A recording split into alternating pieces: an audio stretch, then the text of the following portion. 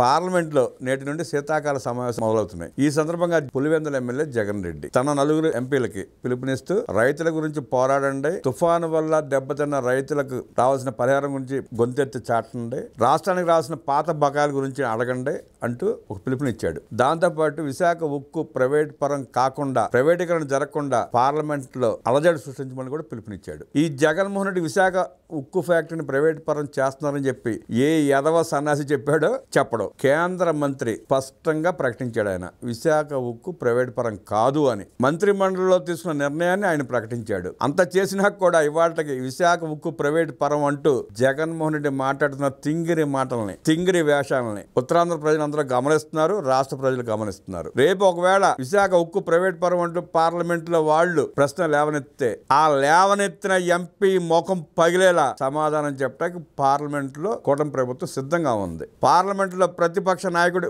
హోదా ఉన్న Mithun Reddy liquor scam లో నిందితుడు, మిథున్ రెడ్డి తండ్రి పెద్దిరెడ్డి రామచంద్రారెడ్డి అటవీ భూములు దొంగతనం చేసిన కేసులో నిందితుడు, అవినాష్ రెడ్డి వైఎస్ వివేకానంద రెడ్డి హత్య కేసులో ప్రధాన సూత్రధారి, పాత్రధారి. ఆ మిగతా ఎంపీలు కూడా ఏదో ఒక కేసు ఉండే ఉంటది. వీళ్ళ పార్లమెంట్ లో మాట్లాడేది. గత 5 ఏళ్ళు జగన్మోహన్ రెడ్డి పరిపాలనలో ఉన్న ఎంపీలు ఏం పీకారు, ఏం చేశారు, ఆ రోజు ఎందుకు ప్రభుత్వాన్ని నిలదీయలేదు, ఎందుకు మాట్లాడలేదు అంటే వాళ్ళ ప్రజలు ప్రశ్నిస్తున్నారు. ఆ ప్రజల ప్రశ్నలకి జగన్మోహన్ రెడ్డి సమాధానం చెప్పగలడా? నువ్వు దారుణాలు చేసి, మోసాలు చేసి, ఘోరాలు చేసి, అన్యాయాలు చేసి, రాష్ట్రాన్ని లూటీ చేసి ఇప్పుడు పత్తిత్తులాగా శుద్ధపూస కబుర్లు ఆపు జగన్ రెడ్డి అంటూ ప్రజలు జగన్మోహన్ రెడ్డికి వార్నింగ్ ఇస్తున్నారు.